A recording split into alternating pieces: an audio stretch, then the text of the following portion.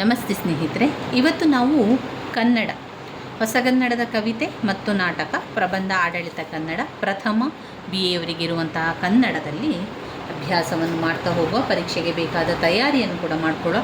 ಈಗಾಗಲೇ ಎಲ್ಲವನ್ನು ಕೂಡ ನಾವು ಅಭ್ಯಾಸ ಮಾಡಿದ್ದೇವೆ. ಎಲ್ಲ ಕವಿತೆಗಳ, ನಾಟಕದ, ಪ್ರಬಂಧದ ಸಾರಾಂಶವನ್ನು ಕಲಿತಿದ್ದೇವೆ. ಇವತ್ತು ಪುನರಾವರ್ತನಾ ಅಭ್ಯಾಸವನ್ನು ಮಾಡ್ತಾ ಇರುವಂಥದ್ದು. ಪುನರಾವರ್ತನಾ ಅಭ್ಯಾಸದಲ್ಲಿ ನಾವು ಮೊದಲಿಗೆ ಹೊಸಗನ್ನಡದ ಕವಿತೆ ಮತ್ತು ನಾಟಕ, ಹೊಸಗನ್ನಡದ ಕವಿತೆಯನ್ನು ನೋಡ್ತಾ ಹೋಗುವ. ಪ್ರತಿಯೊಂದು ಪದ್ಯದ ಸಾರಾಂಶವನ್ನು ಕಲಿಬೇಕು ಅಂತ ನಾನು ಹೇಳಿದ್ದೆ. ಇಷ್ಟೆಲ್ಲ ಪದ್ಯದ ಅಂದರೆ ಸಾಧಾರಣವಾಗಿ ಒಂದು ಘಟಕದಲ್ಲಿ 4 ಪದ್ಯಗಳಿದೆ. ಎಲ್ಲ 4 ಘಟಕದಲ್ಲಿ 4 ಪದ್ಯಗಳನ್ನು ನಾವು ಕಾಣ್ಬೋದು. ಇದರಲ್ಲಿ 4, ಇದರಲ್ಲಿ 4, ಒಟ್ಟು 8 ಪದ್ಯ ಆಯಿತು. ಇದರಲ್ಲಿ ಕೂಡ 4, ಇದರಲ್ಲಿ ಒಟ್ಟು 8 16 ಪದ್ಯಗಳನ್ನು ನಾವು ಸಾರಾಂಶವನ್ನು ತಿಳ್ಕೊಳ್ಳೋದು ಹೇಗೆ, ಇಷ್ಟೆಲ್ಲ ಓದ್ಕೊಂಡ್ರೆ ನೆನಪಲ್ಲಿ ಉಳಿತದ ಎನ್ನುವಂಥದ್ದು ನಿಮ್ಮಲ್ಲಿ ತುಂಬ ಜನರಿಗೆ ಆ ರೀತಿಯ ಪ್ರಶ್ನೆ ಇರ್ಬೋದು. ಖಂಡಿತವಾಗಿ ಕೂಡ ನೆನಪಲ್ಲಿ ಉಳಿತದೆ. ನಾವೇನು ಮಾಡಬೇಕು ಅಂತ ಹೇಳಿದರೆ, ಮೊದಲಿಗೆ ಆ ಒಂದು ಕವಿತೆಯ ಒಳಗೆ ಯಾವ ವಿಷಯ ಇದೆ ಎನ್ನುವಂಥದ್ದನ್ನು ಅರ್ಥ ಮಾಡಿಕೊಳ್ಬೇಕು. ಯಾವ ವಿಷಯವನ್ನು ಅವರು ಕೊಟ್ಟಿದ್ದಾರೆ, ಅಲ್ಲಿ ಬರುವಂತಹ ಪಾತ್ರಗಳು ಯಾರು, ಪಾತ್ರಗಳು ಯಾವುದು. ಈಗ ಯಾವುದೇ ಒಂದು ಕವಿತೆ, ಮೊದಲನೆಯದಾಗಿ ನಾವು ಹುತ್ತರಿಯ ಹಾಡು ಕವಿತೆಯನ್ನು ತಗೊಂಡಾಗ ಅದರೊಳಗಿರುವಂತಹ ಪಾತ್ರ ಯಾರು ಇರುವಂಥದ್ದು, ಹಾಗೆಯೇ ಅಲ್ಲಿ ಆ ಪದ್ಯದ ಒಳಗಡೆ ಇರುವಂತಹ ಕತೆ ಏನು ಎನ್ನುವಂಥದ್ದು ನಮಗೆ ಮೊದಲಿಗೆ ಗೊತ್ತಾಗಬೇಕಾಗಿರುವಂಥದ್ದು. ಅದಾದ ನಂತರ ಪ್ರತಿಯೊಂದು ಕವಿತೆಯ ಸಾರಾಂಶ ಒಂದು 4 ಸಾಲುಗಳಷ್ಟು ವಿಷಯ ನಿಮಗೆ ಗೊತ್ತಿದ್ದರೆ ಸಾಕು. ನಂತರ ನಿಮಗೆ ಎಲ್ಲವನ್ನು ಕೂಡ ಬರಿತಾ ಹೋಗಲಿಕ್ಕೆ ಸಾಧ್ಯ ಆಗ್ತದೆ. ಸಾಧಾರಣವಾಗಿ ನೀವೇನು ಮಾಡಿ ಅಂತ ಹೇಳಿದರೆ, ಈ 4 ಘಟಕದಿಂದ ಮೊದಲ ಪದ್ಯವನ್ನು ಸರಿಯಾಗಿ ಕಲ್ತ್ಕೊಳ್ಳಿ. ಮೊದಲ ಪದ್ಯ ವೆರಿ ಇಂಪಾರ್ಟೆಂಟ್ ಆಗಿರ್ತದೆ. ಯಾವುದೆಲ್ಲ? ಹುತ್ತರಿಯ ಹಾಡು. ಘಟಕ 2ರಲ್ಲಿ ಕಣಿವೆಯ ಮುದುಕ, ಘಟಕ 3ರಲ್ಲಿ ಪುರುಷ ಸೂಕ್ತ, ಘಟಕ 4ರಲ್ಲಿ ನನ್ನ ಜನಗಳು. ಈ 4 ಪದ್ಯದ ಸಾರಾಂಶವನ್ನು ಸರಿಯಾಗಿ ಕಲಿತುಕೊಳ್ಳಿ. ಆ 4 ಪದ್ಯ ಕೂಡ ತುಂಬಾ ಮುಖ್ಯವಾಗಿರುವಂಥದ್ದು, ಅದಕ್ಕೆ ಜಾಸ್ತಿ ಇಂಪಾರ್ಟೆನ್ಸ್ ಇರುವಂಥದ್ದು. ಇನ್ನು ಉಳಿದಿರುವಂತಹ ಪದ್ಯದಲ್ಲಿ ಕೆಲವೊಂದು ಇಂಪಾರ್ಟೆಂಟ್ ಆಗಿರುವ ಪದ್ಯಗಳಿದೆ. ಆದರೆ ಅವರೇನು ಮಾಡ್ತಾರೆ ಅಂದರೆ, ಒಂದು ವರ್ಷದಲ್ಲಿ ಅವರು ಕೆಲವು ಪದ್ಯಗಳನ್ನು ಕೊಟ್ಟರೆ ಮತ್ತೊಂದು ವರ್ಷಕ್ಕೆ ಅವರು ಅದನ್ನು ಬದಲಾವಣೆಯನ್ನು ಮಾಡ್ತಾರೆ. ಇಲ್ಲಿ ನಮಗೆ ರಿಪೀಟ್ ಆಗಿರುವಂತಹ ಪ್ರಶ್ನೆಗಳು ಅಂತ ಹೇಳಿದರೆ, ಕೆಲವು ಕವಿತೆಗಳು ಪದೇ ಬಂದಿರುವಂಥದ್ದು. ಅವುಗಳು ಅಂದರೆ ಹುತ್ತರಿಯ ಹಾಡು, ಶ್ರೀ ಸಾಮಾನ್ಯರ ದೀಕ್ಷಾಗೀತೆ, ದಾಸಿಮಯ್ಯ ಮತ್ತು ಬೆಕ್ಕು, ಜಾಜಿ ಮಲ್ಲಿಗೆ, ಕಾಲ ನಿಲ್ಲುವುದಿಲ್ಲ, ದಾಸಿಮಯ್ಯ ಮತ್ತು ಬೆಕ್ಕು, ವರ್ಧಮಾನ, ರಾಣಿ ತಿಮ್ಮಿಯ ಸಿಂಹಾಸನ. ಇದೆಲ್ಲ ಕೂಡ ಕೆಲವೊಂದು ಪದ್ಯಗಳನ್ನು ಅವರು ಹೆಚ್ಚಾಗಿ ಕೊಟ್ಟಿದ್ದಾರೆ. ಆದರೆ ರಿಪೀಟಾಗಿ ಕೇಳಿರುವಂತಹ ಪ್ರಶ್ನೆಗಳು ಅಂತ ನಮಗೆ ಹೊಸಗನ್ನಡದ ಕವಿತೆಯಲ್ಲಿ ಸಿಗುವುದಿಲ್ಲ. ಹೊಸಗನ್ನಡದ ಕವಿತೆಯಲ್ಲಿ ನಾವು ನೋಡಿದರೆ ಸಾಧಾರಣ 16 ಪದ್ಯಗಳನ್ನು ಕೂಡ ನಾವು ತಿಳ್ಕೊಂಡ್ರೆ ತುಂಬಾ ಒಳ್ಳೆಯದು ಸ್ನೇಹಿತರೆ. ಯಾಕಂದರೆ ನಮಗೆ ಪ್ರತಿಯೊಂದು ಕವಿತೆಯ ಸಾರಾಂಶ ಏನು, ಆ ಕವಿತೆಯ ಒಳಗಿದೆ ಏನಿದೆ ಅನ್ನೋದು ಅರ್ಥ ಆದರೆ ಸಂದರ್ಭ ಸಹಿತ ವಿವರಿಸಲಿಕ್ಕೆ ತುಂಬಾ ಸಹಾಯ ಆಗ್ತದೆ. ನಿಮಗೆ ನಾನು ಒಂದು 5-6 ವಾಕ್ಯಗಳಲ್ಲಿ ಹೇಳುವಂತೆ ಪ್ರತಿಯೊಂದು ಕವಿತೆಯ ವಿಚಾರವನ್ನು ನಿಮಗೆ ನಾನು ತಿಳಿಸ್ತಾ ಹೋಗ್ತೇನೆ ಈ ಒಂದು ವಿಡಿಯೋದಲ್ಲಿ. ಬನ್ನಿ, ಮೊದಲಿಗೆ ಯಾರೆಲ್ಲ ಓದಲಿಕ್ಕೆ ಆರಂಭ ಮಾಡಲಿಲ್ವೋ ಇವತ್ತಿನಿಂದಲಾದರೂ ಕೂಡ ನಿಮ್ಮ ಅಭ್ಯಾಸವನ್ನು ಆರಂಭಿಸಿ ಸ್ನೇಹಿತರೆ. ಸರಿಯಾಗಿ ಕೇಳ್ಕೊಳ್ಳಿ. ಹುತ್ತರಿಯ ಹಾಡು ಪದ್ಯವನ್ನು ಬರೆದವರು ಪಂಜೆ ಮಂಗೇಶ ರಾವ್ ಅವರು. ನಮಗೆ ಇಲ್ಲಿ ಕವಿತೆಯ ಹೆಸರು ಕೂಡ ಗೊತ್ತಿರಬೇಕು, ಕವಿತೆಯನ್ನು ಬರೆದಿರುವ ಲೇಖಕರ ಹೆಸರು ಕೂಡ ಗೊತ್ತಿರಬೇಕು. ಯಾಕೆ ಗೊತ್ತಿರಬೇಕು ಅಂತ ಹೇಳಿದರೆ, ಸಂದರ್ಭ ಸಹಿತ ಪ್ರಶ್ನೆ ಬಂದಾಗ, ಸಂದರ್ಭ ಸ್ವಾರಸ್ಯ ಪ್ರಶ್ನೆಗಳನ್ನು ನಾವು ಬರಿಬೇಕಾದ್ರೆ ನಾವೇನು ಮಾಡಬೇಕಾಗ್ತದೆ, ನಮ್ಮ ಕವಿತೆಯ ಹೆಸರು ಹಾಗೆಯೇ ಕವಿತೆಯನ್ನು ಬರೆದ ಲೇಖಕರ ಹೆಸರನ್ನು ಕೂಡ ಬರೀಬೇಕಾಗ್ತದೆ. ಈ ರೀತಿಯಾಗಿ ಬರೆದ್ರೆ ನಮಗೆ ಒಳ್ಳೆಯ ಅಂಕಗಳು ಸಿಗುವ ಕಾರಣ ನಾವು ಲೇಖಕರ ಹೆಸರು ಮತ್ತು ಪದ್ಯದ ಹೆಸರನ್ನು ಕೂಡ ಬರೀಬೇಕು. ಅದರಿಂದ ಆ ರೀತಿಯಾಗಿ ಓದ್ಕೊಂಡ್ರೆ ತುಂಬಾ ಒಳ್ಳೆಯದು. ಹುತ್ತರಿಯ ಹಾಡು ಪದ್ಯವನ್ನು ಬರೆದವರು ಪಂಜೆ ಮಂಗೇಶ ರಾವ್ ಅವರು. ಈ ಹುತ್ತರಿಯ ಹಾಡು ಕವಿತೆಯಲ್ಲಿ ಯಾವ ವಿಚಾರ ಇದೆ? ಕೊಡಗಿನ ವಿಚಾರ ಇದೆ. ಕೊಡಗಿನ ಪ್ರಕೃತಿ ಸೌಂದರ್ಯವನ್ನು ವಿವರಿಸ್ತಾ ಇದ್ದಾರೆ ಲೇಖಕರು. ಕೊಡಗಿನಲ್ಲಿ ಆಚರಿಸುವಂತಹ ಹುತ್ತರಿಯ ಹಬ್ಬ ಬಗ್ಗೆ ವಿವರಿಸ್ತಾ ಇದ್ದಾರೆ. ಕೊಡಗಿನಲ್ಲಿ 1 ವಾರಗಳ ಕಾಲ ಆಚರಿಸುವಂತಹ ಹುತ್ತರಿಯ ಹಬ್ಬದ ಬಗ್ಗೆ, ಅಂದರೆ ಹೊಸ ಬೆಳೆಯನ್ನು ಮನೆಗೆ ತರುವಂತಹ ಒಂದು ಸಮಯ. ನಾವು ಗದ್ದೆಗಳಲ್ಲಿ ಬೇಸಾಯ ಮಾಡಿದಂತಹ ಸಂದರ್ಭದಲ್ಲಿ ಆರಂಭದಲ್ಲಿ ಕೊಯ್ಲು ಮಾಡುವಂತಹ ಸಂದರ್ಭದಲ್ಲಿ ಇದೆಯಲ್ಲ, ಅದನ್ನು ಮನೆಗೆ ತರುವಂತಹ ಒಂದು ಕಾರ್ಯಕ್ರಮ ಇದೆಯಲ್ಲ, ಅದನ್ನು ಅವರು 1 ವಾರಗಳ ಕಾಲ ಆಚರಿಸ್ತಾರೆ. ಎಲ್ಲಿ?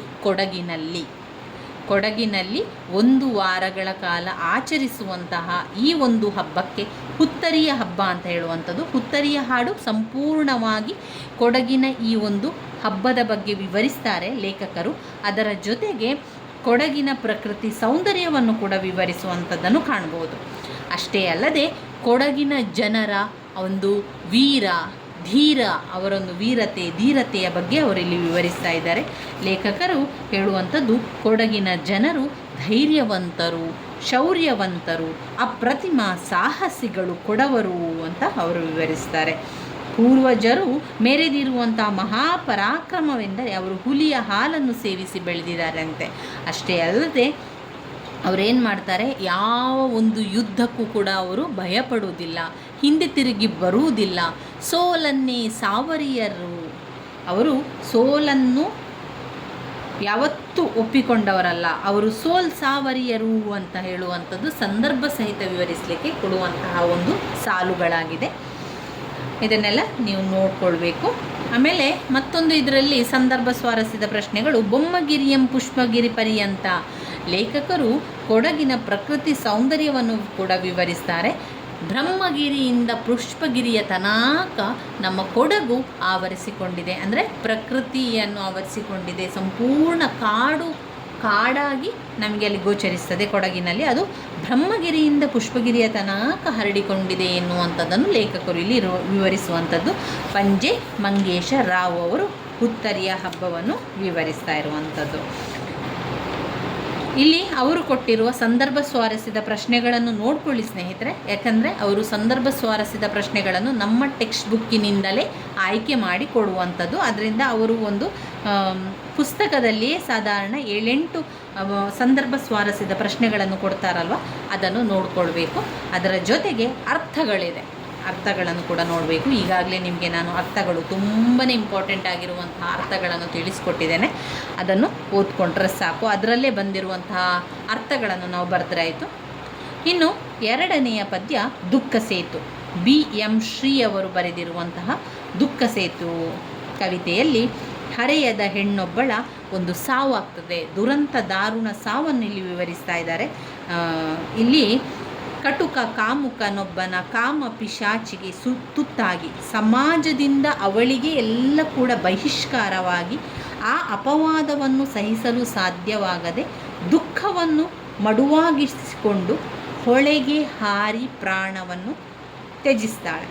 ಕ್ರೂರ ಸಮಾಜದಿಂದ ಬಿಡುಗಡೆ ಹೊಂದಿದ ಹತಭಾಗ್ಯ ಹೆಣ್ಣೊಬ್ಬಳ ಹೃದಯ ವಿದ್ರಾವಕ ವ್ಯತೆಯ ಚಿತ್ರಣ ನಾವು ಈ ಒಂದು ಕವನದಲ್ಲಿ ಕಾಣಬಹುದಾಗಿದೆ. ಕವನದ ಹೆಸರು ದುಃಖ ಸೇತು. ಯಾರು ಬರೆದಿದ್ದಾರೆ? BM ಶ್ರೀ ಅವರು. ದುಃಖ ಸೇತು ಕವಿತೆಯನ್ನು ಬರೆದವರು BM ಶ್ರೀ ಅವರು.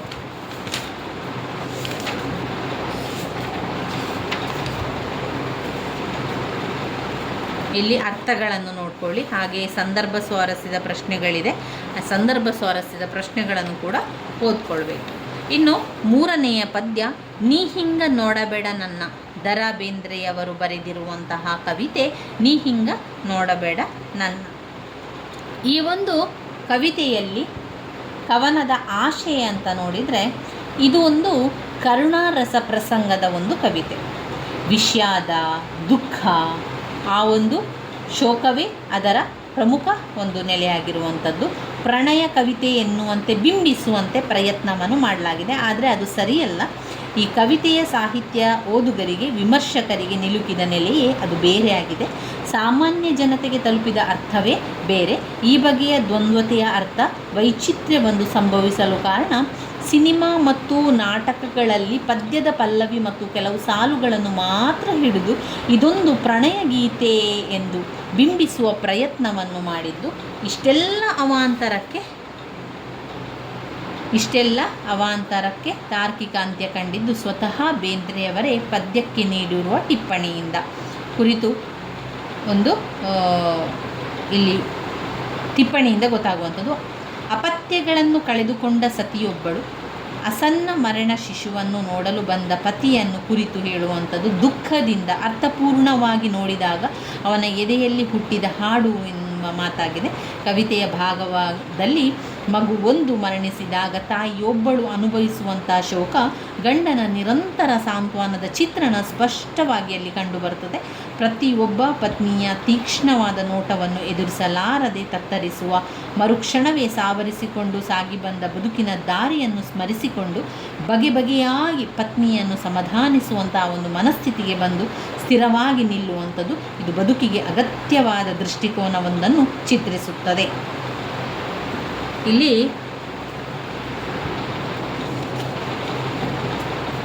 ಈ ಒಂದು ಪದ್ಯದಲ್ಲಿ ಲೇಖಕರು ನೀ ಹಿಂಗೆ ನೋಡಬೇಡ ನನ್ನ, ಯಾಕಂದರೆ ಆ ಒಂದು ದುಃಖದಲ್ಲಿ ಅವಳು ಪತ್ನಿಯು ಪತಿಯನ್ನು ನೋಡಿದಾಗ ಅವನಿಗೆ ಅದನ್ನು ತಡ್ಕೊಳ್ಳಿಕ್ಕೆ ಸಾಧ್ಯ ಆಗ್ತಾ ಇಲ್ಲ. ನೀನು ಈ ರೀತಿಯಾಗಿ ನೋಡಿಕೊಂಡ್ರೆ ನಿನ್ನನ್ನು ಹೇಗೆ ನೋಡಲಿ ಎನ್ನುವಂತಹ ಒಂದು ಕಾರಣ ಇಲ್ಲಿ ಒಂದು ಪುಟಾಣಿಯಾದಂತಹ ಒಂದು ಸಾರಾಂಶ ಇದೆ. ನಾನೊಮ್ಮೆ ಹೇಳ್ತಾ ಹೋಗ್ತಾನೆ.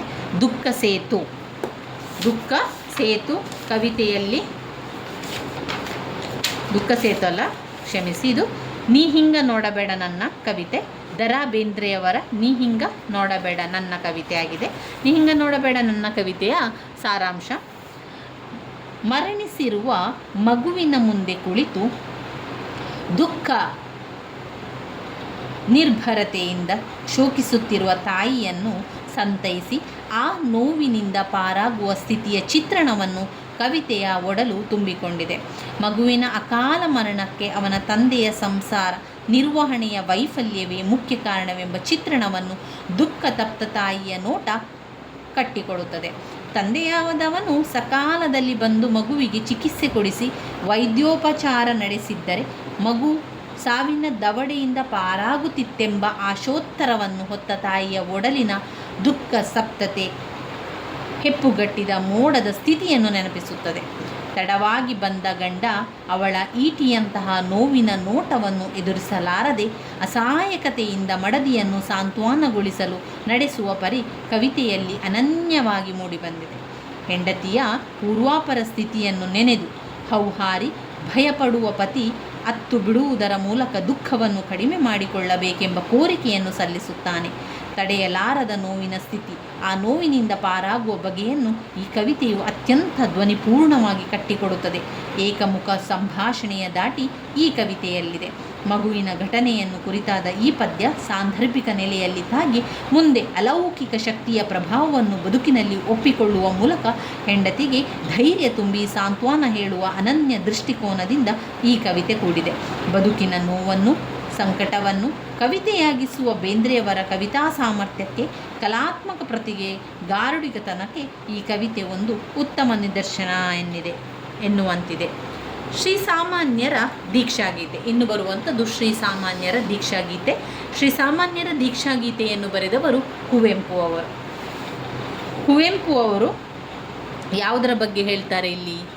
ಸರ್ವರಿಗೆ ಸಮಬಾಳು, ಸರ್ವರಿಗೆ ಸಮಪಾಲು. ಅಂದರೆ ಎಲ್ಲರೂ ಕೂಡ ಈ ಒಂದು ಭೂಮಿಯಲ್ಲಿ, ಈ ಜಗತ್ತಿನಲ್ಲಿ ಒಂದೇ, ಎಲ್ಲರೂ ಕೂಡ ಸಮಾನರು, ಎಲ್ಲರಿಗೂ ಕೂಡ ಸಮಾನವಾದ ಪಾಲು ಸಿಗಬೇಕು ಎಂಬ ಸಾಮಾಜಿಕ ಆರ್ಥಿಕ ವಿಷಯವೇ ಈ ಕವನದ ಮೂಲ ತತ್ವವಾಗಿದೆ. ಶ್ರೀಸಾಮಾನ್ಯರ ದೀಕ್ಷೆಯಲ್ಲಿ ಕುವೆಂಪು ಅವರು ಹೇಳುವುದರ ಪ್ರಕಾರ ಈ ಸಮಾಜದಲ್ಲಿ ಪ್ರತಿಯೊಬ್ಬರಿಗೂ ಸಮ ಬಾಳು ಸಿಗಬೇಕು, ಪ್ರತಿಯೊಬ್ಬರಿಗೂ ಕೂಡ ಸಮ ಪಾಲು ಸಿಗಬೇಕು. ಅದು ಸಾಮಾಜಿಕವಾಗಿರಲಿ, ಆರ್ಥಿಕವಾಗಲಿ. ಈ ಕವನದ ಒಂದು ಮೂಲತತ್ವ. ಹೊಸ ಸಮಾಜ ನಿರ್ಮಾಣಕ್ಕೆ ಕಾರಣವಾಗುವ ಎಲ್ಲ ಸಂಗತಿಗಳು ಇದರಲ್ಲಿ ಅಡಕಗೊಂಡಿದೆ. ಪ್ರಭುತ್ವವಾದಿ ವ್ಯವಸ್ಥೆಯನ್ನು ವಿರೋಧಿಸಿ ನಿಂತ ಸಮಾಜವಾದಿ ಸಮಾಜದ ನಿರ್ಮಾಣದ ಆಶಯವೇ ಈ ಕವಿತೆಯ ಪ್ರಧಾನ ನೆಲೆ ಅಥವಾ ವಸ್ತುವಾಗಿರುವಂಥದ್ದು. ಇನ್ನು ಕವನದ ಬಗ್ಗೆ ಹೇಳುವುದಾದರೆ, ಕವನದ ವಿಶ್ಲೇಷಣೆಯಲ್ಲಿ ಶ್ರೀಸಾಮಾನ್ಯರ ದೀಕ್ಷಾಗೀತೆ ಕುವೆಂಪು ಅವರು ಹೇಳುವ ಪ್ರಕಾರ ಅದರಲ್ಲಿ 5 ಭಾಗವನ್ನಾಗಿ ಮಾಡಿದ್ದಾರೆ ಅವರು. ಮೊದಲ ಭಾಗದಲ್ಲಿ ಶ್ರೀ ಪದವಿಗೇರಿಸುವ ಅಥಾಗು ಅವನನ್ನು ಭವದುನ್ನತಿಯ ಪ್ರತೀಕವಾಗಿ ಕಾಣುವ ದೃಷ್ಟಿ ಇದೆ. ಎರಡನೇ ಭಾಗದಲ್ಲಿ ಸರ್ವ ಸಮಾನತೆಯ ತತ್ವವನ್ನು ಪ್ರತಿಪಾದನೆ ಇದೆ. ಸರ್ವ ಸಮಾನತೆಯ ತತ್ವ ಪ್ರತಿಪಾದನೆ ಇದೆ. ಮೂರನೇದಾಗಿ ಕವಿತೆಯ 3ನೇ ಭಾಗದಲ್ಲಿ ದಾಸ್ಯದ ಕುರುಹುಗಳನ್ನು ಬಣ್ಣಿಸುತ್ತಲೇ ಅದರಿಂದ ಬರಬೇಕಾದ ಆಶಯವನ್ನು ಹೇಳಲಾಗಿದೆ. ರೈತಾಪಿ ವರ್ಗಕ್ಕೆ ಹೆಚ್ಚು ಅನ್ವಯಿಸುವಂತಿತ್ತು. ಅನ್ನದಾತನ ಸ್ವರಾಜ್ಯಕ್ಕೆ ಹತ್ತಿರವಾದುದು. ಇನ್ನು 4ನೇ ಭಾಗದಲ್ಲಿ ಶ್ರೀಸಾಮಾನ್ಯವನಿಗೆ ಹೆಸರಿನ ಹಂಗಿಲ್ಲ. ಓರ್ವರ ಗರ್ವದ ಕಾಲ ಮುಗಿದು ಸರ್ವಕಾಲ ಆರಂಭವಾಗಿರುವ ಹಿನ್ನೆಲೆಯಲ್ಲಿ ವ್ಯಕ್ತಿ ವಿಶೇಷವಾಗಿ ಅಂಟುವ ಕೀರ್ತಿಯ ಹಂಗು ಶ್ರೀಸಾಮಾನ್ಯನ ದೀಕ್ಷೆಯಲ್ಲಿ ಬಾಧಿಸುವುದಿಲ್ಲ. ಇನ್ನು 5ನೇ ಪಾಯಿಂಟ್ನಲ್ಲಿ ಲೌಕಿಕ ರಾಜ್ಯದ ಸಮಾನತೆಯು ಆತ್ಮಶಕ್ತಿಯಿಂದ ಉಂಟಾದ ಸ್ಥಿತಿ.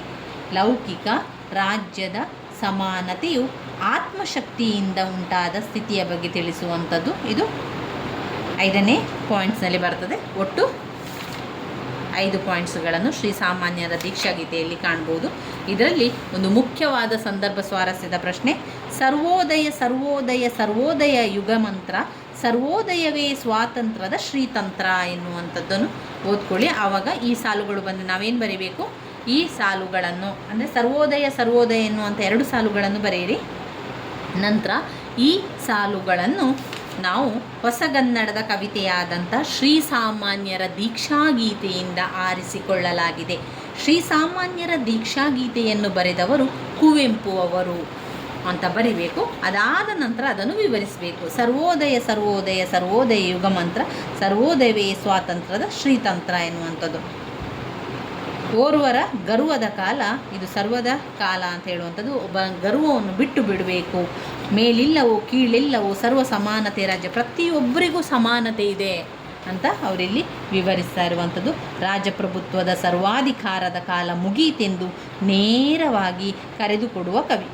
ಇದು ಸರ್ವರ ಕಾಲ ಎಂದು ಹೇಳಲು ಮೆರೆಯುವುದಿಲ್ಲ. ರಾಜಮನೆತನದ ನೆರೆಯಲ್ಲಿದ್ದುಕೊಂಡೇ ಕವಿ ಗರಸು ಗಿರಸುಗಳ ಭಯವಿಲ್ಲ ಎಂಬ ರಾಜಪ್ರಭುತ್ವವನ್ನು ಧಿಕ್ಕರಿಸಿ ನಡೆದ ಕವಿಯ ನೈತಿಕ ಸ್ಥೈರ್ಯ ಸರ್ವಕಾಲಿಕವೂ ಮಾನ್ಯವೂ ಆದುದಾಗಿದೆ. ಸರ್ವೋದಯವು ಯುಗಮಂತ್ರವಾದರೆ ಸರ್ವ ಸಮಾನತೆಯ ಸಮಾಜ ನಿರ್ಮಾಣವಾದಂತೆಯೇ ಸರಿ ಎಂಬ ತತ್ವವನ್ನು ಕುವೆಂಪು ಬಲವಾಗಿ ನಂಬಿದ್ದರು. ಅದಕ್ಕೆ ಇಲ್ಲಿ ಪ್ರಬಲವಾಗಿ ಪ್ರತಿಪಾದಿಸಿದ್ದಾರೆ. ಕಾಯಕದಿಂದಲೇ ಜಾತಿಯಿಂದಾಗಲಿ ವರ್ಗ ತಾರತಮ್ಯ ನೀತಿಯನ್ನು ಆಚರಿಸುವುದು ವರ್ಜ್ಯವೆಂದು ಸಾರಿದ ಕುವೆಂಪು ಕಾಯಕ ತತ್ವ ಸಕಾಲದ ತುರ್ತು ಘೋಷಣೆಯಂತೆ ಮೊಳಗಿದೆ. ಮನುಷ್ಯ ಜಾತಿ ತಾನೊಂದೇ ವಲಂ ಎಂದು ಪಂಪನ ನುಡಿಗೆ ಕಾಯಕವೇ ಕೈಲಾಸ ಎಂದು ಬಸವಣ್ಣನ ನಡೆಗೆ ಸ್ವಾಭಿಮಾನದ ಚರಕ ತತ್ವ ಕೊಟ್ಟ ಗಾಂಧೀಜಿ ಕರೆಯೊಂದಿಗೆ ಪ್ರಜಾಪ್ರಭುತ್ವಕ್ಕೆ ಕುವೆಂಪು ಭಾಷ್ಯ ಬರೆದಿದ್ದಾರೆ. ಅದನ್ನು ಸ್ವಲ್ಪ ನಾವು ವಿವರಿಸಿದ್ರೆ ಆಯಿತು. ಇದೊಂದು ಕೂಡ ಸಂದರ್ಭ ಸ್ವಾರಸ್ಯದ ಪ್ರಶ್ನೆ ಆಗಿದೆ. ತೊಲಗಿತು ನಿನ್ನೆಯ ನಾಯ್ಪಾಡು ಎನ್ನುವಂಥದ್ದು. ತೊಲಗಿತು ನಿನ್ನೆಯ ನಾಯ್ಪಾಟು, ಇನಿದು ದಿಟದು ನಿನ್ನೆಯ ತಾಯ್ನಾಡು. ಇಲ್ಲಿ ನಾಯಿಪಾಡಿನ ಬದುಕಿಗೆ ಅಂತ್ಯವನ್ನು ಸೂಚಿಸಿದ ಕವಿ ನಿಜವಾಗಿಯೂ ಇದು ನನ್ನ ತಾಯಿಯ ನಾಡು ಎಂಬ ಹೆಮ್ಮೆಯ ಭಾವನೆ ಮೂಡುವಂತಾದರೆ ಈ ನೆಲ, ಜಲ, ಹೊಲ, ಮಣ್ಣು, ಭಾನು, ನುಡಿ, ಗುಡಿ, ಹೊಳೆ ಎಲ್ಲವೂ ನಿಜವಾಗಿ ಇನ್ನು ಮುಂದೆ ನನಗಾಗಿ ಎಂಬ ಭಾವನೆ ಇವೆಲ್ಲವೂ ನಿಜವಾಗಿಯೇ ನಿಲುವಿಗಾಗಿಯೇ ಮೊಳೆಯಬೇಕು ಎಂದು ಕವಿಯ ಸಂಭ್ರಮದ ನುಡಿಗಳು ಮೈ ಮರೆತವರಿಗೂ ರೋಮಾಂಚನ ಹುಟ್ಟಿಸುವಂತಿದೆ. ಇದನ್ನೆಲ್ಲ ನಾವು ಯಾವುದಕ್ಕೆ ಬರೀಬೇಕು? ತೊಲಗಿತು ನಿನ್ನೆಯ ನಾಯ್ಪಾಡು ಎನ್ನುವಂಥ ಸಂದರ್ಭ ಸ್ವಾರಸ್ಯದ ಪ್ರಶ್ನೆಯನ್ನು ಬಂದಾಗ ನೀವು ಬರಿತಾ ಹೋಗಬೇಕು. ನೋಡಿ, ಇಲ್ಲಿ ಸಂದರ್ಭ ಸ್ವಾರಸ್ಯದ ಪ್ರಶ್ನೆ ಕೂಡ ಇದೆ. ಸರ್ವೋದಯವೇ ಸ್ವಾತಂತ್ರ್ಯದ ಶ್ರೀತಂತ್ರ, ತೊಲಗಿತು ನಿನ್ನೆಯ ನಾಯ್ಪಾಡು. ಇದು ಇಂಪಾರ್ಟೆಂಟ್ ಆಗಿರುವಂಥ ಸಂದರ್ಭ ಸ್ವಾರಸ್ಯ ಸಂದರ್ಭರಹಿತ ಪ್ರಶ್ನೆಗಾಯಿತು. ಇವಾಗ ಇನ್ನು ನಾವು ನೋಡಬೇಕಾಗಿರುವಂಥದ್ದು ಘಟಕ 2. ಘಟಕ 2 ನಾವು ಮುಂದಿನ ವಿಡಿಯೋದಲ್ಲಿ ಮಾಡಿಕೊಳ್ಳುವ. ಅದರಲ್ಲಿ ಕಣಿವೆಯ ಮುದುಕ, ತುಂಗಭದ್ರೆ, ವರ್ಧಮಾನ, ದಾಸಿಮಯ್ಯ ಮತ್ತು ಬೆಕ್ಕು ಈ 4 ಪದ್ಯದ ಸಣ್ಣದಾದ ಸಾರಾಂಶವನ್ನು ತಿಳ್ಕೊಳ್ಳುವ. ಹಾಗೆಯೇ ಅಲ್ಲಿರುವಂಥ ಸಂದರ್ಭ ಸ್ವಾರಸ್ಯದ ಪ್ರಶ್ನೆಗಳು, ಅರ್ಥವು ಎಲ್ಲವನ್ನು ಕೂಡ ನೋಡಿಕೊಳ್ಳುವ. ಇವೀಗ ಘಟಕ 1 ನಾನು ಸಂಪೂರ್ಣವಾಗಿ ತಿಳಿಸ್ಕೊಟ್ಟಿದ್ದೆ. ಇದನ್ನು ಸರಿಯಾಗಿ ಓದ್ಕೊಳ್ಳಿ. ಒಂದೊಂದೇ ಘಟಕವನ್ನು ನಾವು ಕಲಿತಾ ಹೋಗಬೇಕು. ಇದರಲ್ಲಿ ಕನ್ನಡದಲ್ಲಿ ಪ್ರಬಂಧ ಮತ್ತು ಆಡಳಿತ ಕನ್ನಡದಲ್ಲಿ ನಾವು ನೇರವಾಗಿ ಓದ್ತಾ ಹೋಗುವಂಥದ್ದು. ಇಲ್ಲಿ ಯಾವುದೇ ಅರ್ಥವಾಗಲಿ ಸಂದರ್ಭ ಸ್ವಾರಸ್ಯದ ಪ್ರಶ್ನೆಗಳು ಯಾವುದೂ ಕೂಡ ಇಲ್ಲ. ಎಲ್ಲವೂ ಕೂಡ ಪ್ರಶ್ನೋತ್ತರ ರೀತಿಯಲ್ಲಿ ಇರುವಂಥದ್ದು. ಅದರಿಂದ ನಿಮಗೆ ಸಾರಾಂಶ ಗೊತ್ತಿರಲಿ. ಸರಿಯಾಗಿ ಸಾರಾಂಶ ಗೊತ್ತಿದ್ದರೆ ನಮಗೆಲ್ಲವನ್ನು ಕೂಡ ಬರೀಲಿಕ್ಕಾಗ್ತದೆ ಸ್ನೇಹಿತರೆ. ಆ ರೀತಿಯಾಗಿ ಮಾಡಿಕೊಳ್ಳಿ. ಮುಂದಿನ ವಿಡಿಯೋದಲ್ಲಿ ಇನ್ನಷ್ಟು ವಿಚಾರಗಳನ್ನು ತಿಳ್ಕೊಳ್ಳುವ. ಪ್ರಬಂಧ ಆಡಳಿತ ಕನ್ನಡದ ಬಗ್ಗೆ ಕೂಡ ತಿಳ್ಕೊಳ್ಬೇಕು. ನಾನು ಈಗಾಗಲೇ ಮಾಡಿರುವಂತಹ ವಿಡಿಯೋಗಳನ್ನೆಲ್ಲವನ್ನು ಕೂಡ ಪ್ಲೇಲಿಸ್ಟಲ್ಲಿ ಹಾಕಿದ್ದೇನೆ. ನೀವು ಅದನ್ನು ನೋಡಿಕೊಂಡು ಓದ್ಕೊಳ್ಳಿ. ನನ್ನ ವೀಡಿಯೋಸ್ ಎಲ್ಲ ನಿಮಗೆ ಇಷ್ಟ ಆಗ್ತಾ ಇದ್ದರೆ ಲೈಕ್ ಕೊಡಿ, ಶೇರ್ ಮಾಡಿ, ಸಬ್ಸ್ಕ್ರೈಬ್ ಮಾಡಲಿಕ್ಕೆ ಮರಿಬೇಡಿ. ಧನ್ಯವಾದಗಳು.